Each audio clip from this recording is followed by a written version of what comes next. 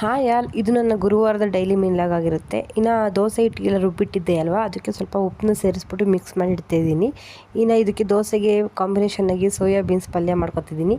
ಮೊದಲಿಗೆ ನಾನು ಜಾರಲ್ಲಿ 2-3 ಟೊಮೊಟೊ, ಶುಂಠಿ, ಬೆಳ್ಳುಳ್ಳಿ ಮತ್ತು ಸ್ವಲ್ಪ ನೀರು ಸೇರಿಸ್ಬಿಟ್ಟು 3-4 ಹಸಿರುಮೆಣಸಿನ್ಕಾಯಿ ಮತ್ತು ಸ್ವಲ್ಪ ಕೊತ್ತಂಬರಿ ಸೊಪ್ಪನ್ನ ಸೇರಿಸ್ಬಿಟ್ಟು ಚೆನ್ನಾಗಿ ಪೇಸ್ಟ್ ಮಾಡ್ಕೊತಿದ್ದೀನಿ.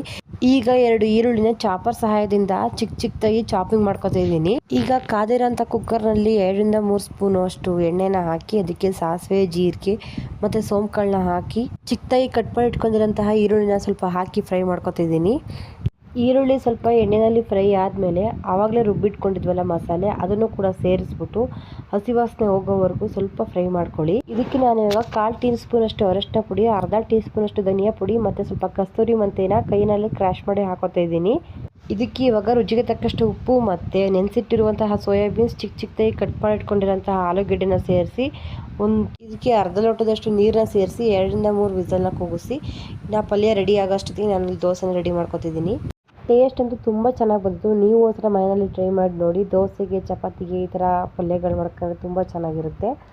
ಯಾವಾಗಲೂ ಅಡುಗೆ ಮಾಡಿದ ತಕ್ಷಣ, ತಿಂಡಿ ಮಾಡಿದ ತಕ್ಷಣ ಅಥವಾ ಯಾವುದಕ್ಕೆ ಆದ್ರೂ ಗ್ಯಾಸ್ ಯೂಸ್ ಮಾಡಿದ ತಕ್ಷಣ ರೆಗ್ಯುಲೇಟ್ರನ್ನ ಆಫ್ ಮಾಡಿ ಅಂತ ನನ್ನ ಅಮ್ಮ ಯಾವಾಗಲೂ ಹೇಳೋದು.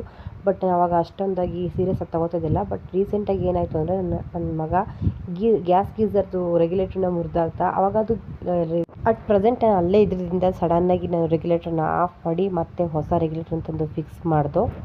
ಈ ಒಂದು ಸಿಚುವೇಶನು ಮಕ್ಕಳಿರೋ ಮನೆಗಳಲ್ಲಿ ಮಾತ್ರ ಬರುತ್ತೆ ಅಂತ ಹೇಳೋದಕ್ಕಾಗಲ್ಲ. ಯಾವ ಮನೆಯಲ್ಲಿ ಯಾವಾಗ ಏನು ಬೇಕಾದ್ರೂ ಆಗ್ಬೋದು.